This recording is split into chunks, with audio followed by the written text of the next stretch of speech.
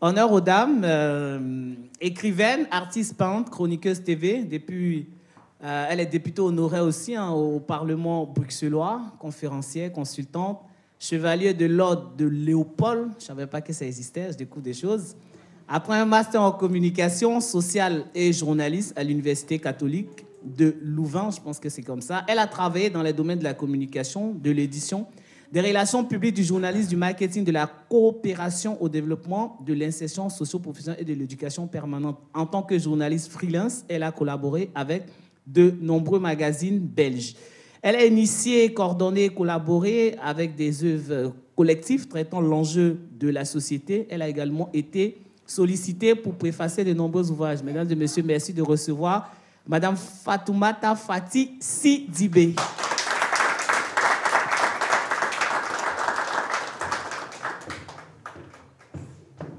Elle n'est pas seule. Il est fondateur de la conciergerie de luxe Luxury et Cab et auteur de Yoro le pêcheur.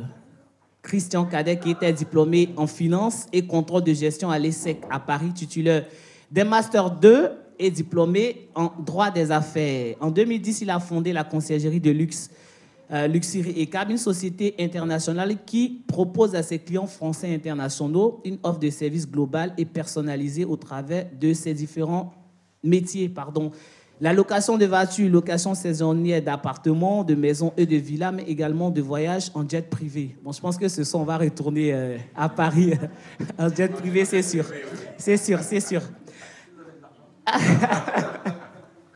Alors, la société elle est présente dans des villes internationales comme Paris, Londres, New York, Miami et même Cannes. Sa conciergerie propose une offre diversifiée allant du watching, soit si ce n'est pas jet privé, c'est en yacht, ok, aux locations de limousines et à l'organisation de conférences et séminaires. Il va nous en dire plus. Merci de recevoir M. Christian Cadet. Keita.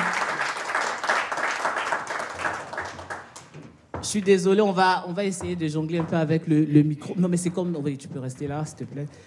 Donc, l'héritage culturel et réussite entrepreneuriale, les clés du succès de la diaspora, de façon générale, Madame Sidibé, qu'est-ce que ça vous inspire, cette thématique-là?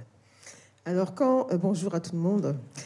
Quand Sheila m'a demandé d'intervenir dans ce magnifique événement, je lui ai dit, en fait, Sheila, c'est un peu compliqué. De quoi veux-tu que je parle? L'entrepreneuriat, c'est un monde que je connais un peu, mais je ne me dis pas entrepreneur, sinon de ma vie. Et ça, c'est le plus important. La vie est le premier entrepreneuriat qu'on peut gérer. Elle m'a dit, oui, mais tu as une expérience dans plein de domaines, dans l'écriture, la peinture, dans les politiques, et donc aussi tu es enraciné dans tes cultures. Alors pour moi, l'héritage culturel africain, c'est pas seulement une richesse immatérielle, c'est aussi, c'est pas seulement un bagage qui va façonner l'individu de manière individuelle, et c'est vraiment un atout. C'est une force extraordinaire parce qu'en fait, c'est un levier dans un monde globalisé où la créativité, l'authenticité sont de plus en plus demandées. Et nous avons effectivement plusieurs éléments qui sont à notre faveur. Et bien sûr, il y a des freins. Ce serait important aussi de parler de ce qui nous empêche d'aller plus loin. Mais je pense que l'identité culturelle et l'ancrage par rapport aux racines est une boussole.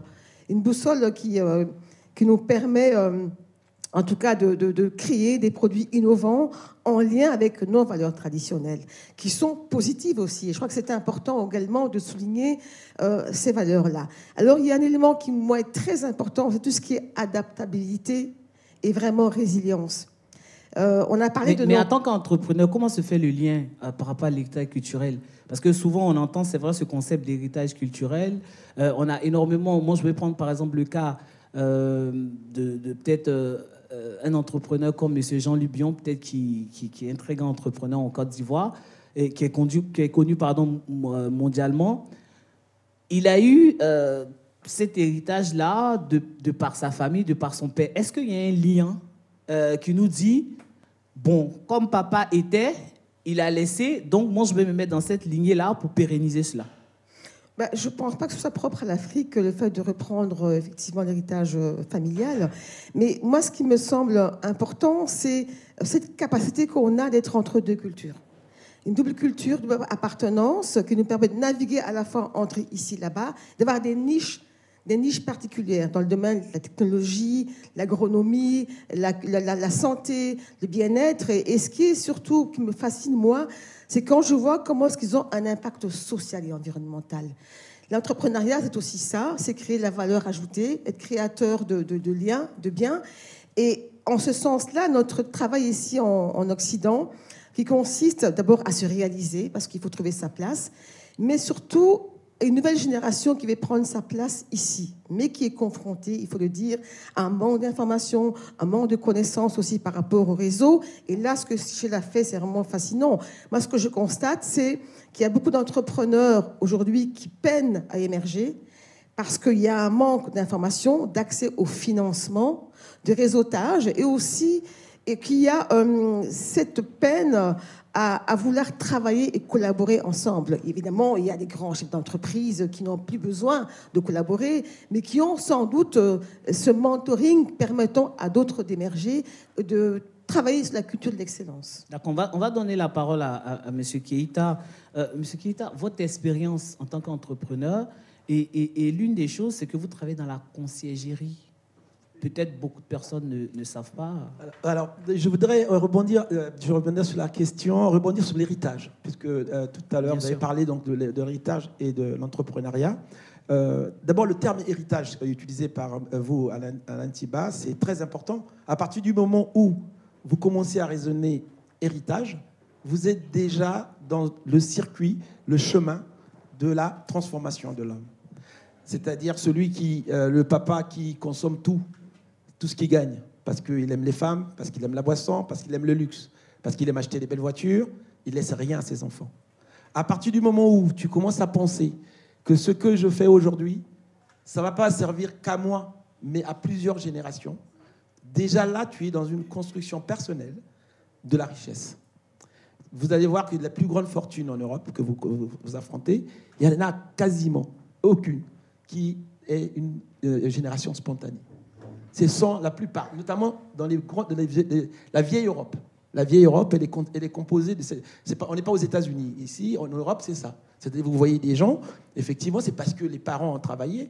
Vous avez l'exemple du Puy du Fou, ou des De Villiers, c'est des De Villiers qui reprennent. Ça, c'est un premier élément. Donc, tu as parlé d'héritage de Billon. Effectivement, oui. L'héritage, il peut être matériel, il peut être... Mais il faut avoir les capacités de pouvoir maintenir cet héritage, parce qu'on sait qu'il y a énormément d'entrepreneurs ou de familles qui sont aisées, mais je veux dire, après quelques années, lorsque la tête elle est partie, l'entreprise s'est carrément effondrée. Là, on arrive à ce pourquoi je suis là, c'est-à-dire de dire, on a parlé de l'entrepreneuriat, on a parlé de l'entreprise, on a parlé de tout ce qui est économique, aller chercher de l'argent. Moi, je veux vous parler de l'entrepreneur. Parce qu'on oublie souvent l'entrepreneur. Nous sommes tous ici, issus de la diaspora. La première question qu'on doit se poser, qui sommes-nous, en fait? Moi, quand j'ai rencontré, tout à l'heure, j'ai rencontré Samuel, la première chose qui me lie à Samuel, c'est que je peux lui parler en français. Mais ce n'est pas ma langue, ce n'est pas sa langue. C'est-à-dire que la première relation des gens de la diaspora est avant tout une relation qui est bâtie sur une plateforme qui est artificielle, la plateforme d'emprunt. Quand j'ai rencontré Fatou, qui est malien comme mes grands-parents, je lui ai d'abord parlé en français. Maintenant, je sais qu'elle s'appelle Sidibé. Moi, je m'appelle Keïta. Je lui dis, tu es mon esclave. Et là, on commence à sourire, on commence à rire. Donc, on n'est plus dans une relation, comme d'habitude, où moi, je suis allé la semaine dernière à l'ambassade de la RDC, pour ne pas parler. Je suis rentré, je ne connaissais personne. Je voulais voir l'ambassadeur. Les gens que j'ai croisés, ils m'ont tous dit bonjour, ils sont passés. Personne ne s'est posé la question pourquoi je suis là, cet homme différent. C'est-à-dire que nous, les Africains, on se croise. Quand on ne se connaît pas, malgré la couleur, malgré l'histoire, on est vraiment les plus éloignés des autres. Il faut se l'avouer, et c'est là le travail que je suis en train de faire. Disons-nous. Et pour vous, c'est quoi la solution La solution, c'est de travailler sur nous. C'est-à-dire qu'il faut savoir que l'homme ne vient pas de nulle part. Et quand tu es chef d'entreprise, si tu penses que tu as créé ton entreprise uniquement pour gagner de l'argent, tu as créé ton entreprise pour que les gens, quand tu passes quelque part, ils t'indexent. Ils disent, mais voilà, il a réussi. C'est lui. Moi, je suis plutôt comme ce que vous faites aujourd'hui. Si je suis là, c'est parce que vous êtes là. Si je réussis un jour, c'est parce que d'autres personnes ont réussi avant moi et qui m'ont donné la main pour réussir. Je suis ce que nous sommes, comme l'on dit, et ce que je suis, c'est grâce à vous.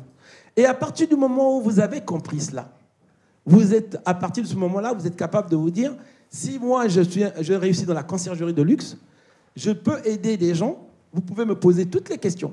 Il n'y a pas de tabou, il n'y a pas de secret. Comme on dit, je ne vais pas tout lui dire parce qu'il va être mon concurrent. Dès que vous pensez ça, c'est fini.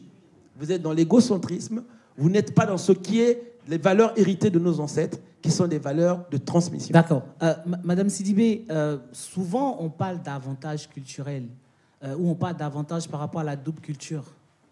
Pour vous, quels sont les signaux qui peuvent permettre de valider cet avantage-là par rapport aux doubles cultures? Les signaux, c'est la manière dont la diaspora prend sa place dans les pays d'accueil. Et comme disait monsieur, il y a quelques années, il y avait une diaspora qui était repliée sur elle-même, qui était complexée, qui avait du mal à être légitime. Et aujourd'hui, nous sommes chez nous aussi. Et nous avons cette force-là qui nous permet de nous imposer, cette confiance en nous que nous cultivons tous les jours, avec justement des exemples positifs. Alors moi, je veux parler très concrètement pour ne pas vous couper. Il y a quelqu'un qui me disait il y a quelques jours, le Chinois, lorsqu'il quitte en Chine, il vient par exemple ouvrir son entreprise à Abidjan, au Congo, au Gabon, au Togo. Il ne fait pas forcément des publicités à la télévision nationale ou même dans les chaînes privées, mais après quelques mois, on se rend compte que son business, il a explosé. Pourtant, celui qui est sur place, même en Belgique, peut-être que vous allez aller vers une sorte de communication, ou si vous quittez la Belgique et vous allez à Abidjan avec une entreprise belge, vous allez faire énormément de communication. Est-ce que cet ancrage culturel-là, elle existe de la Chine jusqu'à cette Afrique-là ou bien dans un autre pays?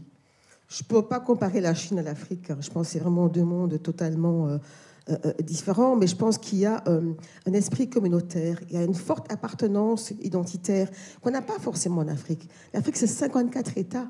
C'est énorme, quoi. Quand on parle avec quelqu'un d'Afrique centrale, d'Afrique de l'Ouest, du Sud, on n'a pas forcément les mêmes visions du monde, on n'a pas forcément les mêmes approches, on n'est pas forcément... L'Afrique n'est pas une, elle est multiple. Moi, je le constate ici en Belgique, on a fait de la politique, à quel point nous ne sommes pas une communauté unie. Et cette division-là, elle est pour nous un frein à tous les niveaux. Je constate que dans l'entrepreneuriat aujourd'hui en Belgique, même les... C'est pour ça que vous parlez des freins de succès? Oui, entre autres. Et que même les produits africains aujourd'hui, ils sont vendus par qui dans les commerces? Chinois, pakistanais. Ils sont arrivés à déloger les commerces africains pour prendre leur place. Parce que mais ils sont légitimes, ils sont légitimes dans cette démarche. Parce que la concurrence est mondiale. Elle est très forte. Mais ça demande aussi qu'on doit se professionnaliser, qu'on doit se mettre ensemble, que chacun doit aussi réfléchir à ne pas créer dans son coin son petit projet, mais qu'on ait une force collective. Quand je vois tous les produits qui sont inspirés de nos traditions, du savoir-faire ancestral, on crée des marques de boissons au niveau de la santé, du bien-être, mais c'est extraordinaire comme créativité. Mais chacun dans sa niche ne pourra jamais transformer les choses. Et là, je vois qu'il y a une force collective à mettre ensemble pour créer vraiment de grandes entreprises où chacun va trouver sa place. Ça nous manque, on n'a pas existé individuellement. Il faut qu'il y ait cette vision collective, ce partage d'excellence qui va nous rassembler parce que c'est ça qui fera qu'on va exister, qu'on pourra faire un lobbying à tous les niveaux du monde. D'accord. Alors, avant de poursuivre, il nous reste encore quelques minutes. Est-ce qu'on peut prendre 2 questions dans le public? Est-ce que quelqu'un souhaiterait poser une question par rapport à cette thématique sur l'héritage culturel? Non? D'accord. D'accord. Je vais me déplacer. Je vais me déplacer pour vous laisser poser votre question. Moi, j'ai une question pour monsieur Christian Kader Keita. En ce qui concerne le travail personnel, quel a été votre déclic? À quel moment vous vous êtes dit, OK, je dois travailler sur moi, je dois changer ma vision des choses pour pouvoir évoluer et avancer humainement? Merci beaucoup pour votre question. C'est une très bonne question parce que là, mon parcours personnel, j'ai commencé mes études d'abord comme juriste, avocat d'affaires, pendant 13 mois. Et je me suis rendu compte que quand vous êtes avocat d'affaires, vous n'aurez que des petites affaires parce que vous êtes d'origine africaine, parce que vous n'êtes pas dans le milieu. Après, dans ce cas-là, je fais le constat très vite. Je suis parti pour faire la finance. Parce que je me suis dit, là, il n'y a peut-être pas la couleur de peau qui va jouer, il y a peut-être que l'expertise qui va être importante. Donc j'ai fait 2 MBA, un MBA à Montréal et un MBA à l'ESSEC de Paris. Pourquoi l'ESSEC de Paris? Pareil, diplôme de Montréal, pas reconnu à Paris, en France. Donc je dis, bah, écoutez, je vais vous faire votre MBA. Donc j'ai dû faire un MBA en France. Comment je me rends compte qu'il y a un problème? C'est que je me rends compte que finalement, je suis le produit d'une grande culture qui s'appelle la culture africaine. Je ne suis pas forcément, je dirais, dans les moules en Europe. J'ai beaucoup plus de difficultés. Je n'arrive pas forcément à l'heure. Je ne suis pas forcément quelqu'un de carré. Je suis quelqu'un qui va parler, alors que deux fois le silence, c'est important. Je n'ai pas forcément les codes qu'ils ont. Je ne suis pas forcément respecté. Et je me dis, mais pourquoi j'ai ces défauts? Peut-être. Est-ce que c'est mes parents? C'est quoi? Et en travaillant sur moi, finalement, j'ai travaillé sur l'Afrique. Je me rends compte que quand vous avez connu 400 ans d'esclavage, vous avez connu 150 ans de colonisation, vous ne pouvez pas du jour au lendemain, parce qu'on vous ouvre la porte dans un concert, dans une salle de conférence, prendre la place à côté de celui qui était votre colon, celui qui vous a dominé, et dites que vous êtes son égal. Mais il y a quand même quelque chose que vous devez vous poser. Nous sommes tous ici. Il y a forcément un traumatisme qui se passe de père en fils, que nous ne voyons pas. Ce qui fait que dans la réussite personnelle, je me suis rendu compte, l'expertise, c'était important, mais l'être, savoir être, c'est aussi important que avoir tout court. Donc, voilà, je pense que, et je vous encourage, je suis depuis 25 ans aujourd'hui, directeur associé d'un cabinet qui s'appelle Avoutan. À partir de là, nous avons décidé d'organiser en Afrique des séminaires d'une semaine avec tous les Africains venant de toute origine, les anglophones, avec les francophones. Et j'insiste beaucoup là-dessus, pas que des francophones, mais l'Afrique tout entière, pour voir comment nous travaillons sur nous. On ne travaille pas seulement sur l'objet, mais on travaille également sur le sujet.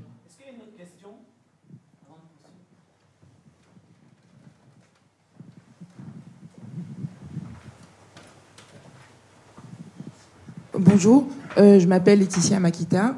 Je voulais juste poser la question aux 2 intervenants sur la question sur la thématique héritage culturel et avoir vos impressions sur la notion de cette transmission de l'héritage culturel, notamment en ce qui concerne la diaspora, parce que pour ceux qui sont en dehors de l'Afrique depuis un certain nombre d'années, comment arrive-t-il ou comment arriverons-nous à transmettre d'abord cet héritage pour pouvoir parler justement à juste titre d'héritage qui soit à la base de cette innovation dont parlait Fatih tout à l'heure, parce que je pense qu'il y a quand même une grosse problématique à ce niveau-là. Alors le mot transmission est très très important. La transmission, c'est un héritage, et dans la diaspora, le constat, c'est que aujourd'hui, beaucoup de jeunes retournent en Afrique. Ils ont cette volonté de retourner aux sources, aux origines, parce que justement, à un moment donné, ils ont été coupés de quelque chose que les parents n'ont pas été sans doute en mesure de leur communiquer. Pas parce qu'ils ne voulaient pas, mais parce qu'ils se battaient eux-mêmes pour trouver leur place dans ce pays-là. Et donc, il y a eu de plus en plus de recherches qui ont été faites par des jeunes, de leur origine, leur culture, et surtout le rapport à la langue, c'est très important, le rapport à la culture, à l'histoire, à la remise en question de ce qui nous a été enseigné, et cette volonté de créer des produits qui nous ressemblent aussi, en termes de littérature, en termes d'écriture, même de livres pour enfants, d'avoir des images qui nous ressemblent. Beaucoup de gens se sont attelés à transformer la vision de l'autre. Il y a aussi cette forme de projection, l'autre est un miroir. Quand une jeune fille africaine dans une école dit « je ne pourrai jamais être ministre parce que je ne vois pas de femme ministre de ma couleur », c'est un signal qu'il faut avancer. Et donc, cette transmission se fait de plus en plus. Il y a une prise de conscience de nos origines, nos cultures, sans qu'elle soit une opposition à l'autre. Et cette valorisation, pour moi, est très fondamentale. Il y a aussi l'aspect par l'exemple. Moi, je vois ici toutes ces personnes qui lancent des produits, la cosmétique, par exemple. Le domaine des peaux noires, le domaine, par exemple, des cheveux. Quand je vois tous ces jeunes qui, aujourd'hui, se sentent concernés par revenir aux valeurs ancestrales, à nos produits naturels, qui est une niche extraordinaire, pas seulement pour l'Afrique, mais pour tous ceux qui sont des consommateurs de produits culturels, diversité culturelle. Donc cette transmission-là, elle se fait aujourd'hui et doit se poursuivre, mais par l'exemple, mais par l'éducation aussi très, très importante. Or, je pense qu'il y a peut-être un manque de lien transgénérationnel. Il y a une coupure, une césure très nette entre les générations précédentes et les suivantes. Il faudrait qu'il y ait plus d'échanges, plus de moments de rencontre, parce que les jeunes pensent qu'ils ont tout inventé. Ils pensent qu'ils ont tout créé. Ils ignorent tout le chemin qui a été fait avant par ceux qui les ont précédés. Donc, des lieux de transfert intergénérationnels seront vraiment très, très importants. Merci beaucoup pour votre question sur la transmission. J'ai écrit un livre qui s'appelle « Sur le chemin de la restitution des œuvres d'art ». On allait en parler à la fin, mais bon, il a anticipé. Ouais, bon, voilà. Non, c'est parce que le sujet... Non, c'est normal. Sur le chemin de la restitution des œuvres d'art aux Africains. Ce que je veux dire, la transmission dont vous parlez, effectivement, passe par la connaissance de son histoire. La connaissance de son histoire, et l'histoire, elle est écrite aujourd'hui, et beaucoup d'Africains ne connaissent pas d'où ils viennent. Ils savent ce qu'ils font, ils ont quelquefois des super projets, mais à un moment donné, quand vous arrivez au sommet de la montagne, si vous ne savez pas où vous êtes, vous n'irez nulle part. Et on le voit d'ailleurs. Vous avez parlé des Chinois. Qu'est-ce qui fait qu'un Chinois se retrouve facilement? Pourquoi on ne peut pas comparer un Chinois à un Africain, effectivement? Vous savez que la Chine, de nord au sud, c'est comme l'Afrique, hein? C'est pareil. C'est un même pays, mais les gens n'ont rien en commun. C'est comme le Texan, que je parle à Samuel, il est là, il le voit très bien. Quelqu'un qui est à Washington et le Texan, ils n'ont rien en commun. Mais ils font un pays, ils font une nation. Et c'est ça. Samuel a dit tout à l'heure, quand on a divisé l'Afrique, nous n'étions pas là. Pourquoi il n'y a aucun président africain, il n'y a aucun Africain qui réfléchit pour dire nous avons un traumatisme initial. Si déjà vous avez été construit sur des plans qui ne sont pas des bons plans, votre maison ne tiendra pas. Mais pourquoi on continue à vivre dedans? Parce qu'on a un toit. On est abrité. Et c'est ça l'Afrique aujourd'hui. L'Afrique, c'est quand même un continent qui continue à garder les frontières. Vous savez, ça n'a pas été simple, on a fait des frontières. Mais Keïta, l'héritage culturel n'est pas lié qu'à l'Afrique, parce que là, j'ai l'impression qu'on a orienté le débat sur les ancrages africains, mais je veux dire, l'héritage culturel au-delà de l'Afrique, c'est mondial. Mais les autres nous montrent bien, vous avez parlé de la culture juive. La culture juive qui fait que les Juifs sont très solidaires. Et ça se transmet de génération en génération. Vous avez déjà assisté à les Chinois font la même chose. Ça se transmet de génération en génération. Nous avons eu une rupture. Et nous avons encore cette rupture, même avec notre génération à nous, parce qu'il faut que les gens se mettent à lire. Il faut que les gens se mettent à s'informer.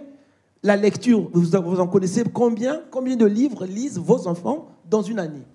Il faut leur poser la question. Et donc, tant qu'on ne pourra pas lire, nous sommes aujourd'hui, on a été une civilisation orale. Aujourd'hui, il y a des Africains qui écrivent. Et c'est pour ça que nous écrivons. On n'écrit pas pour gagner de l'argent. On n'en gagne d'ailleurs pas du tout. Mais on écrit pour transmettre.